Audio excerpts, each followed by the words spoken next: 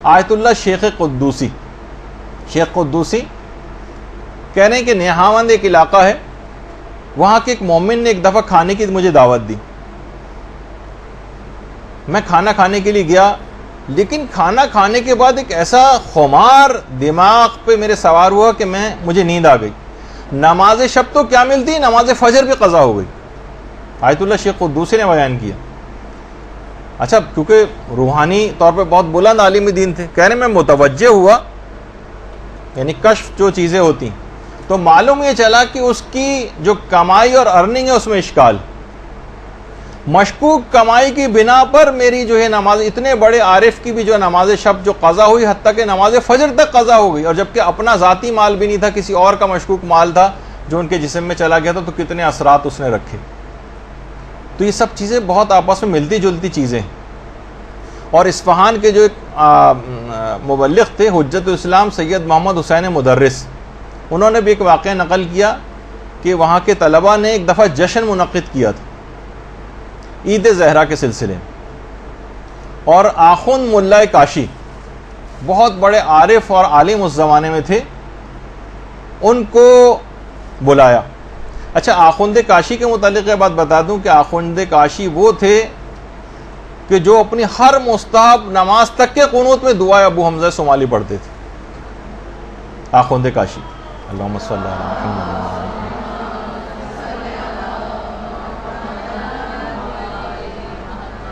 اور آخوند کاشی کہتے تھے کہ میں مدرسے کے باہر لگے ہوئے درختوں کی تسبیح کی آوازیں اپنے کانوں سے سنتا ہوں.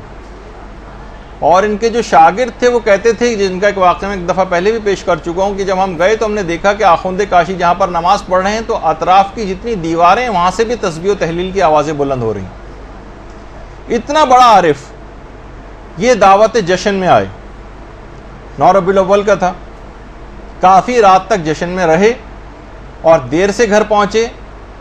رات کو سوئے تو فجر میں آنکھ کھلی، نماز شب کا وقت نکل چکا تھا، نماز شب قضا ہو گئی. اس کے بعد 17 ربیع الاول کا پھر دوبارہ ایک جشن منعقد کیا گیا مدرسے میں، اور آخوند کاشی کو پھر بلایا. آخوند کاشی پھر آئے اور وہاں پھر دیر ہو گئی، اور گھر گئے تو بعد میں انہوں نے بتایا کہ اس رات کو میں نے پیغمبر اسلام کو خواب میں دیکھا.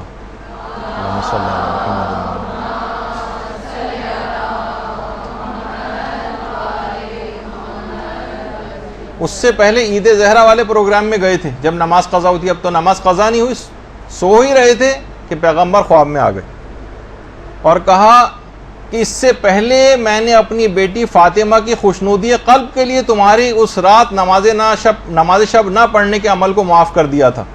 آج پھر سو رہے ہو، اٹھو اور نماز شب پڑھو. پیغمبر اسلام نے آخوند کاشی کو سرزنش کیا کر کہا کیونکہ عید زہرا کا پروگرام اس رات تو میں نے اپنی بیٹی کی خوشنودی قلب کی وجہ سے تمہیں چھوڑ دیا تھا، لیکن پھر دوبارہ وہی غلطی کرنے جا رہے ہو.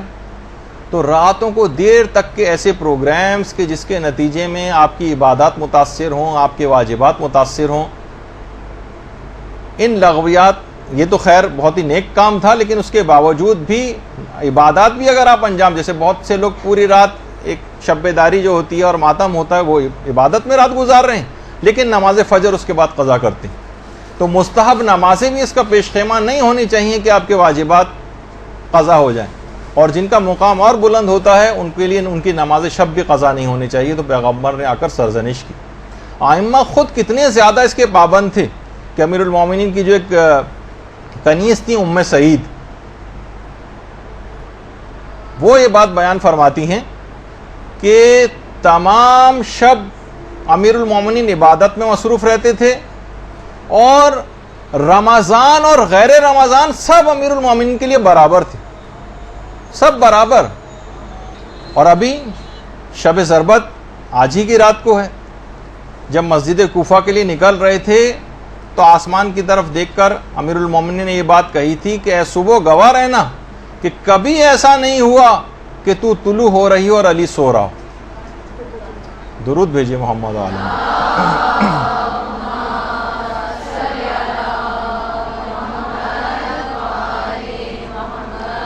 دیکھیے پھر یہ بات بیان ہو رہی ہے کہ ہر چیز کا ایک پیغام ہے، ایک فلسفہ ہے. یہ اعمال شب قدر جتنے بھی آپ انجام دیں گی، چاہے 2 رکعت نماز ہو، چاہے غسل ہو، چاہے اب زیارات ہوں، چاہے دعائیں ہوں، ان سب کا ایک فلسفہ ہے کہ ان عام زندگی کے دنوں کے اوپر اس رات کو آپ کو پیغامات کو پھیلانا ہے، پورے سال پر محیط کرنا ہے، پورے سال اب نماز شب کا پابند بننا ہے، پورے سال رات کے ایک حصے کو بستر سے الگ ہونا ہے. اور یہی وجہ ہے کہ جو سجدے ہیں، یہ جو نمازیں ہیں، یہ اس حد تک سوچی کہ جو ہستیاں ان کی اہمیت سے واقف تھیں. جیسے کہ حضرت مریم کے متعلق ملتا ہے کہ جب اسرائیل ملک الموت آئے تھے ان کے پاس اور آخری خواہش ان سے دریافت کی تھی، تو انہوں نے کہا تھا کہ اتنی مہلت مجھے دے دو کہ میں سجدے میں چلی جاؤں اور اس کے بعد پھر میری روح کو نکال لینا. اور ہمارے علماء میں سے شیخ جواد انصاری حمدانی، جن کا اکثر تذکرہ آتا ہے، یہ خود فرماتے ہیں کہ حمدان میں ایک مومن نے، اچھا خود حمدانی تھے، اور جب بھی کبھی علماء اس طرح کی کوئی بات کرتے ہیں تو اپنا ذکر نہیں کرتے. ایک مومن کے ساتھ ایسا ہوا جبکہ خود مراد ہوتے ہیں. کہتے ہیں کہ حمدان میں ایک مومن نے نماز شب کے لیے جب وہ اٹھا تو دیکھا کہ 500 گھروں کی جو حدود ہے حمدان میں، اس میں ایک گھر میں زمین سے آسمان کی طرف ایک نور ساطع ہو رہا. باقاعدہ رسالہ جو لقاء اللہ ہے اس کے اندر بھی یہ واقعہ ہے. تو اسے الہام ہوا اس مومن کو کہ اس مکان میں حضرت حجت نماز شب کو ادا فرما رہے ہیں.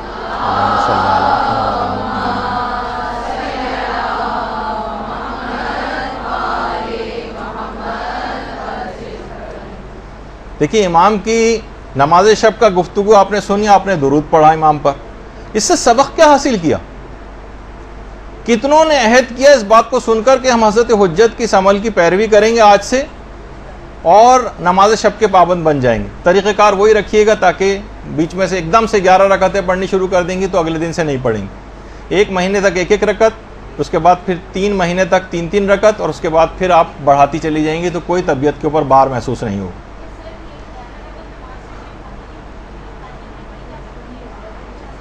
ہاں مختلف ٹائمنگز میں بھی پڑھ سکتے ہیں، خیر وہ تو اس کے مسئلے الگ ہیں، لیکن اس کا پابند ہونا ہے. برحمتك يا أرحم الراحمين وصلى الله على محمد وآله الطاهرين.